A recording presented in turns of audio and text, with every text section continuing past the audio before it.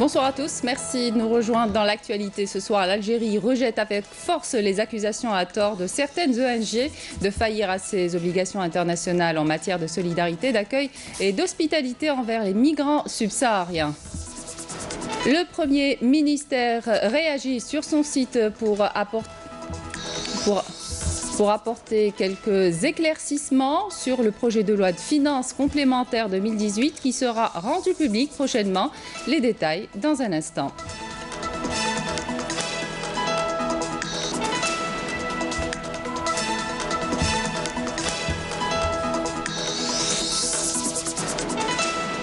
Les sources de la législation islamique au centre de la 13e édition de Durous Mohammedia qui se sont ouverts aujourd'hui au nouveau siège de la Zawiya Belkhaïdia Hibria à Alger, inauguré récemment par le président de la République, Abdelaziz Bouteflika.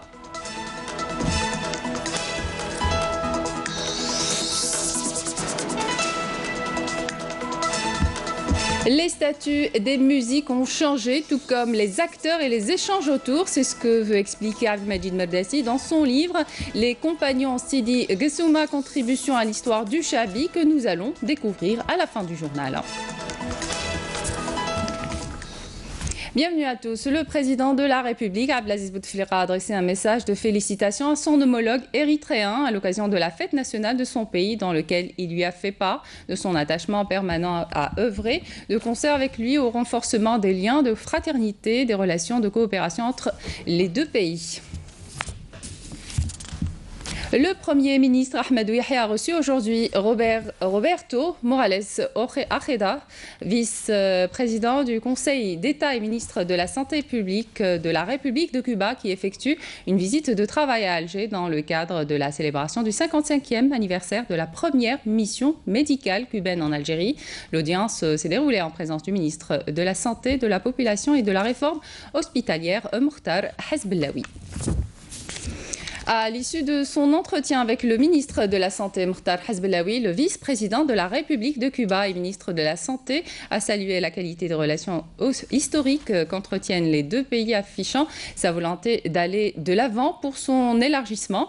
Un entretien qui a permis d'évaluer le travail accompli jusque-là par les deux pays en matière de développement de leur coopération dans le domaine de la santé, notamment en ce qui concerne les projets relatifs à l'ophtalmologie, le programme de la maternité et la santé infantile, l'urologie et l'oncologie. L'Algérie rejette avec force les accusations à tort de certaines ONG de faillir à ses obligations internationales en matière de solidarité, d'accueil et d'hospitalité envers les migrants subsahariens. C'est ce qu'indique ce jeudi un communiqué du ministère des Affaires étrangères, regrettant que ces graves accusations visent à porter atteinte à son image et à ses rapports avec ses voisins du sud. L'Algérie fait l'objet depuis plusieurs semaines d'une campagne malveillante orchestrée par certaines organisations non gouvernementales. L'Algérie s'est non seulement scrupuleusement et en toutes circonstances acquittée de ses obligations internationales, mais a également inscrit dans sa constitution le principe de non-discrimination entre ses citoyens et les ressortissants étrangers se trouvant légalement sur son territoire, qui jouissent pour leur personne et leurs biens de la protection de la loi, ajoute le ministère des Affaires étrangères dans son communiqué. L'Algérie a été néanmoins, à l'instar de tous les pays du monde confrontés au phénomène de l'émigration clandestine, le ministère des Affaires étrangères a fait observer que des mesures de reconduite à la frontière, un certain nombre de migrants illégaux ont ainsi été décidées et mises en œuvre en veillant au strict respect de la dignité et des droits humains des personnes concernées, en étroite concertation avec les États dont ils sont ressortissants.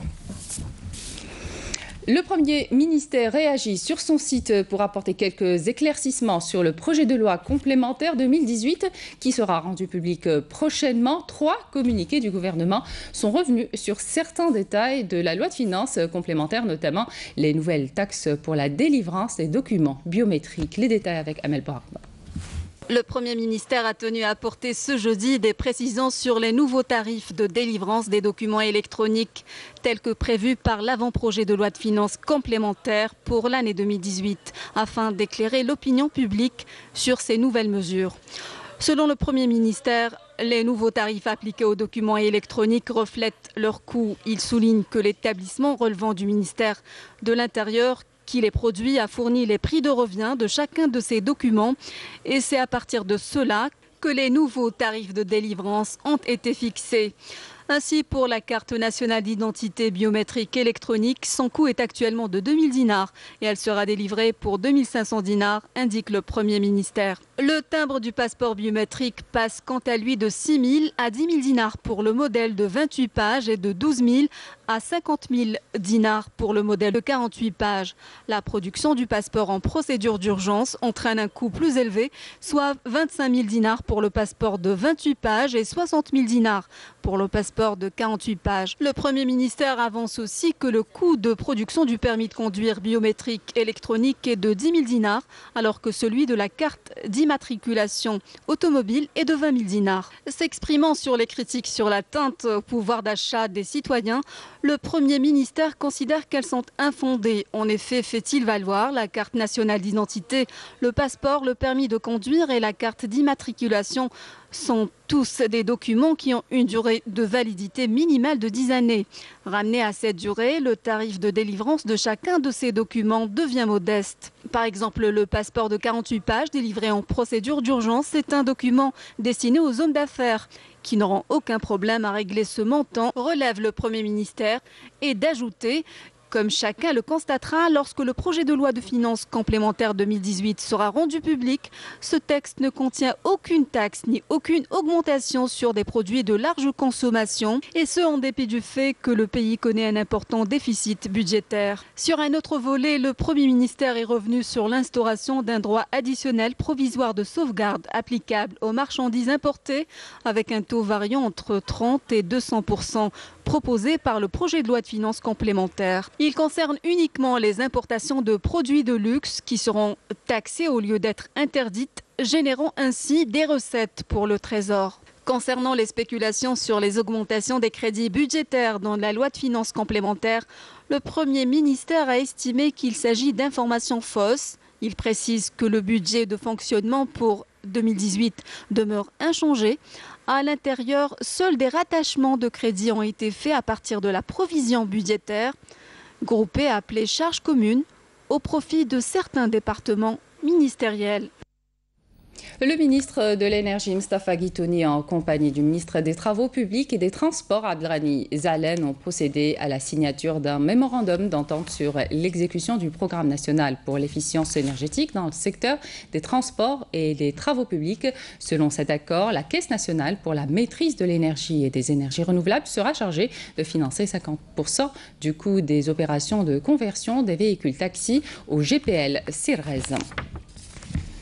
Le président directeur général de Sonatrach, Abdelmoumen Ould Qaddour, quitte en visite de travail aujourd'hui à Ain Salah. Ould Qaddour a visité des installations de la compagnie pétrolière nationale dans cette région. Le PDG de Sonatrach s'est également entretenu avec les notables et les habitants de la région pour apporter des explications sur le processus d'extraction du gaz de schiste. On écoute à ce propos sa déclaration. En plus d'avoir parlé avec les gens, j'ai demandé aux locaux, c'est quoi le gaz de schiste? Et j'ai demandé aux gens locaux de me désigner 10, 20 ingénieurs que je vais prendre. On va les emmener voir ce qui se passe dans le monde entier. Je vais les emmener en Argentine, je vais les emmener au Canada, je vais les emmener aux États-Unis, je vais les emmener là où ils font du truc. Et ils vont savoir qu'on a dépassé le stade où les gaz de schiste étaient un gaz de poison. C'est maintenant une ressource naturelle que il faudrait qu'on l'exploite. Mais maintenant, il faut bien réfléchir, il faut bien planifier, il faut bien développer. Le ministre de la Communication, Jamel Kawan, a reçu aujourd'hui à Alger les membres du jury, prix du président de la République, du journaliste professionnel pour une séance de travail. Avant d'entamer leurs travaux, le thème du prix du président de la République du journaliste professionnel pour l'année 2018 portera sur le vivre ensemble en paix. C'est ce qu'avait annoncé d'ailleurs le ministre au début de ce mois de mai. La journée internationale du vivre ensemble, qui coïncidera désormais avec le 16 mai de chaque année, a été proclamée le 8 décembre 2017 par l'Assemblée générale de l'Organisation des Nations Unies à l'initiative de l'Association internationale Sophie El Alaouia avec le soutien de son pays, l'Algérie. Le ministre de la Communication, Jamal Kawana, a présidé ce jeudi la cérémonie d'installation de Emin Chir dans les fonctions de président directeur général de l'Agence nationale d'édition et de publication en remplacement de l'Arbi Bouinoun. Dans une déclaration à la presse à l'issue de la cérémonie d'installation, Kawan a indiqué que le choix de Chir pour ce poste est fait en raison de sa compétence et ses capacités à gérer cette grande entreprise, affirmant que tout le soutien nécessaire lui sera apporté pour la bonne gestion de l'ANEP. Le ministre de l'Habitat, de l'Urbanisme et de la Ville, Abdelwahid Temar, prend part aujourd'hui et demain au siège du Parlement européen à Strasbourg en France aux travaux du dialogue de haut niveau sur les villes. Une rencontre qui a pour objectif de réaliser la concordance entre les objectifs internationaux et la mise en œuvre du nouvel agenda urbain et les objectifs du développement durable, en l'occurrence la construction des villes sûres, inclusives et durables. Plus de 2 millions de primo-demandeurs d'emploi ont bénéficié du dispositif d'aide à l'insertion professionnelle depuis 2018 et jusqu'à avril dernier. C'est ce qu'a affirmé le ministre du Travail, Morad Zemali, en réponse à la question d'un membre du Conseil de la Nation lors d'une plénière consacrée aux questions orales. Le ministre des Travaux publics et des Transports, Abdelrani Zalen, a pour sa part mis en avant l'importance à la maintenance dans le secteur au vu des coûts exorbitants des ouvrages réalisés par l'État et a fait état dans ce sens d'un travail avec le ministère des Finances centré sur l'augmentation de l'enveloppe budgétaire destinée à la maintenance pour s'assurer du respect des normes en la matière. Et à une question d'un membre du Conseil de la Nation sur la prise en charge des personnes démunies, la ministre de la Solidarité nationale, Rania Dalia, a précisé que le secteur avait enregistré plus de 944 000 bénéficiaires de l'AFS, auxquels s'ajoutent plus de 113 000 bénéficiaires qui étaient inscrits sur la liste d'attente, et ce dans le cadre de l'actualisation des listes des personnes démunies ayant bénéficié des différentes mesures et dispositifs d'aide sociale initiés par le secteur. Les sources de la législation islamique au centre de la 13e édition de Durous Mohammedia qui se sont ouverts aujourd'hui au nouveau siège de la Zawiya Belkhaïdia Hebria à Alger, inauguré récemment par le président de la République, Abdelaziz Bouteflika. Cette manifestation, qui s'étalera jusqu'au 1er juin prochain, prévoit 21 conférences traitant de la thématique de cette édition en présence d'oulémas et d'experts en fiqh du monde arabe. Après une semaine passée du mois du Ramadan, le prix des produits de consommation connaissent une baisse considérable, une nouvelle qui fait la joie de tous les consommateurs. Jazia Bayou. Au marché des Trois Horloges à Bab el Oued, dans la wilaya d'Alger, les prix des fruits et légumes et même des viandes semblent connaître une réelle baisse des prix après une semaine écoulée du mois sacré. On est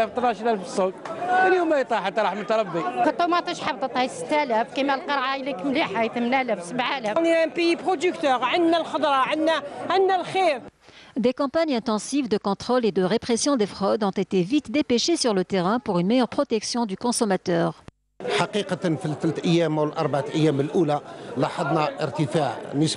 Il est vrai que durant les 3 premiers jours du mois sacré, nous avons observé une hausse des prix concernant certains produits de consommation comme la pomme de terre, la carotte, la laitue et la tomate.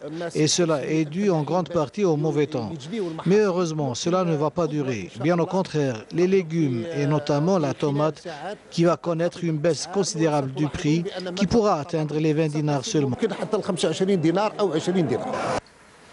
La baisse des prix ne peut être que bénéfique pour le pouvoir d'achat de tous les consommateurs.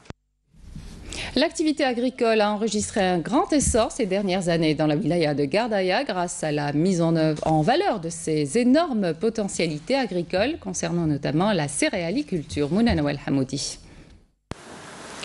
La campagne de moisson-battage déjà lancée dans la wilaya de Gardaya annonce une saison fructueuse en céréales. Avec une production avoisinant les 70 quintaux par hectare en blé et en orge, cette exploitation agricole réalise cette année une hausse de 20% par rapport à l'année précédente. En cette saison, nous tablons sur une production de 225 000 quintaux de blé dur et 18 000 quintaux d'orge, soit une hausse de 20% comparée à la saison précédente. Cette wilaya compte actuellement une superficie de 5 000 hectares destinée à la céréaliculture.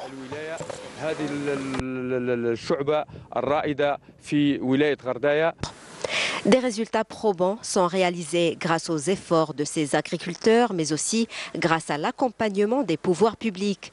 Néanmoins, l'absence d'alimentation en électricité rurale et des chemins agricoles entrave le développement de la céréaliculture dans cette région.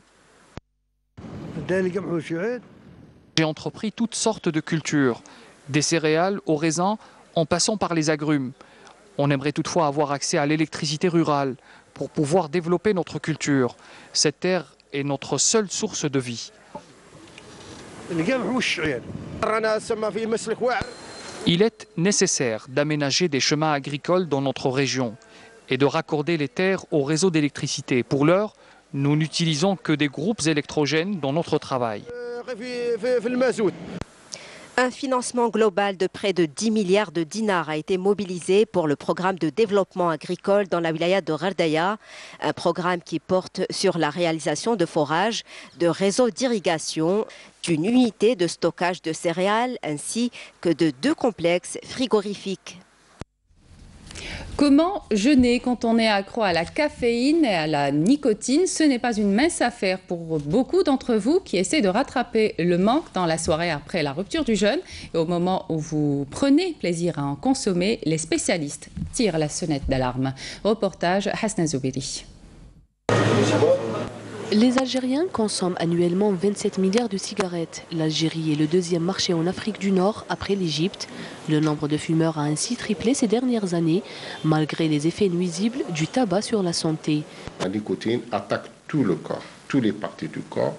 Il n'y a aucun organe, aucune partie du corps qui n'est pas touchée, qui n'y a pas des effets néfastes de tabac sur l'organisme. Deuxièmement, c'est la première cause de mortalité qui est démontrée dans le cancer du poumon, dans les maladies cardiovasculaires.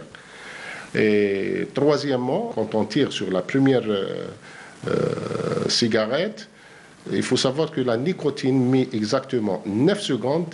Au bout de 9 secondes, elle atteint le cerveau. L'addiction à la nicotine et à la caféine chez de nombreux Algériens ne fait aucun doute. Mais comment font-ils pendant le mois de Ramadan? Leur comportement change-t-il? Le matin, première chose pour un fumeur, c'est la cigarette et le café masbah. Donc le manque de nicotine et de caféine, à la fois c'est très difficile. On est un peu nerveux. À partir de 5 tasses par jour, il y a risque d'une intoxication à la caféine, type agitation, le cœur qui bat vite, l'insomnie. Pour diminuer leur comportement et leur dépendance, certains se tournent vers la chicha, pensant que fumer la chicha est plus sain. Quel que soit le dispositif par lequel le tabac est consommé, c'est nuisible pour la santé. Une étude récente a démontré qu'une chicha équivaut à 100 cigarettes, profitant alors du mois de carême pour diminuer la consommation de la cigarette et du café, et pourquoi pas les arrêter. Dans le cadre de la lutte antiterroriste et lors d'une opération de recherche et de ratissage à Tamanrasset, un détachement de l'armée nationale populaire a capturé aujourd'hui, 24 mai 2018, 2 terroristes qui activaient dans une organisation terroriste au Sahel, note un communiqué du ministère de la Défense nationale. Il s'agit de Oudeda Moussa et El Mehdi Ak Intala. L'opération a permis la récupération d'un pistolet mitrailleur de type Kalachnikov et une quantité de munitions. Ces opérations menées sans répit par les unités de l'armée nationale populaire mobilisées le long de nos frontières réitèrent leur ferme détermination à déraciner le fléau terroriste de notre pays et à faire face aux différentes menaces.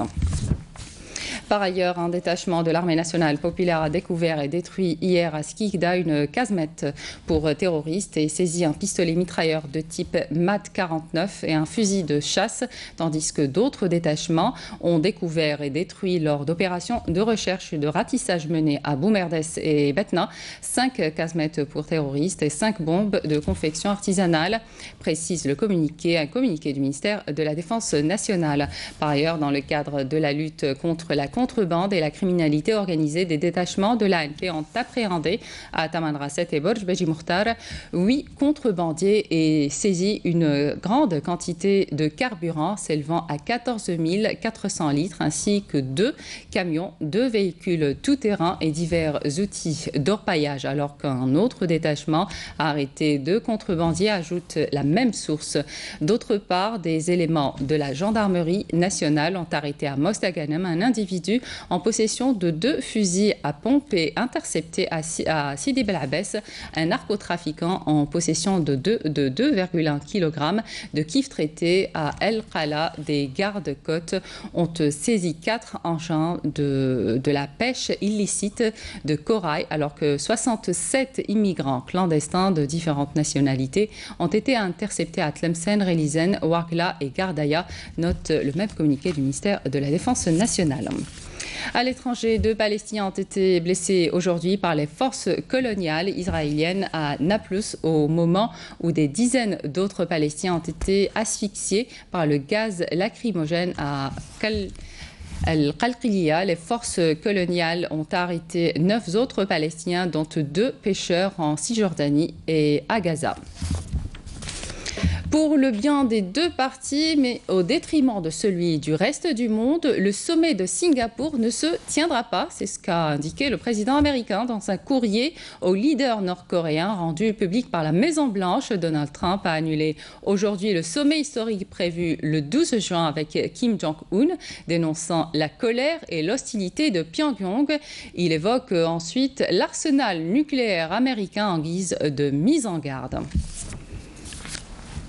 À Sidi Bel Abbès, une pratique de sport ancestrale est préservée par les habitants de cette région. Il s'agit d'un sport de combat opposant 2 personnes armées de cannes. Une fédération sportive consacrée à cette discipline a même été créée pour transmettre et enseigner cet art propre à la région de Sidi Bel Abbès. Naïm Al-Walish.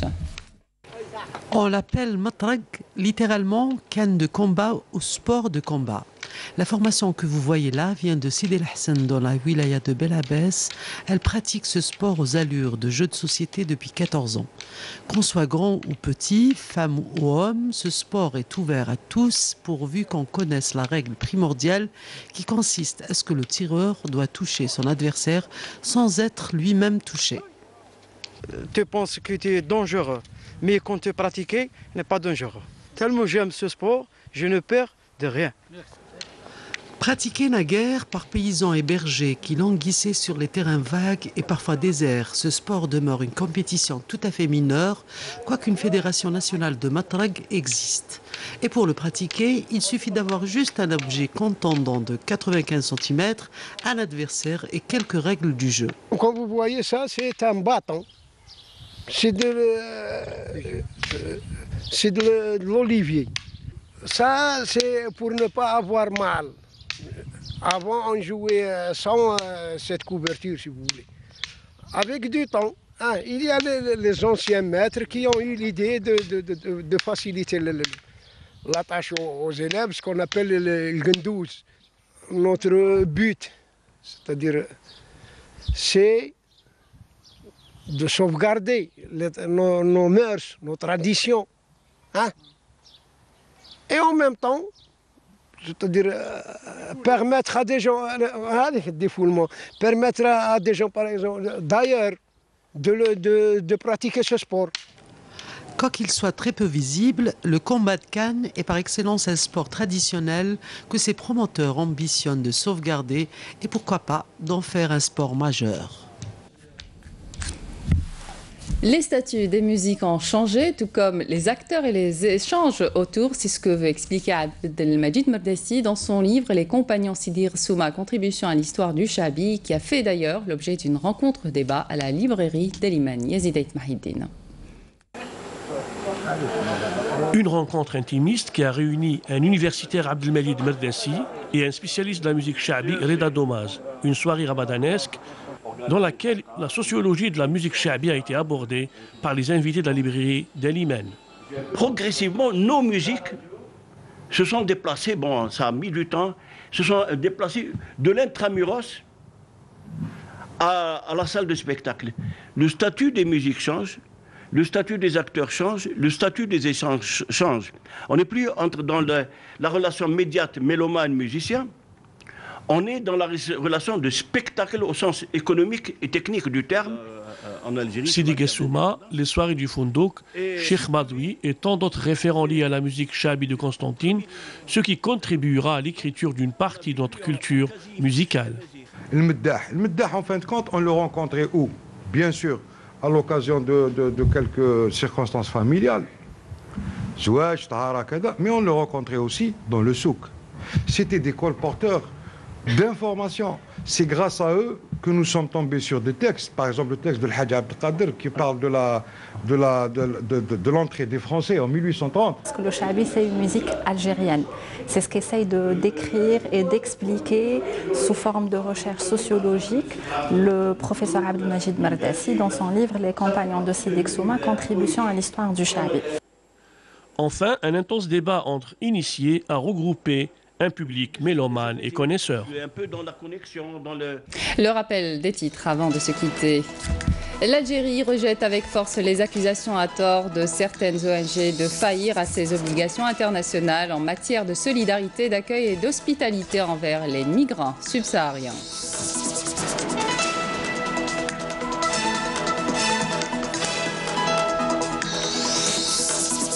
Le Premier ministère réagit sur son site pour apporter quelques éclaircissements sur le projet de loi complémentaire, loi de finances complémentaire 2018, qui sera rendu public prochainement.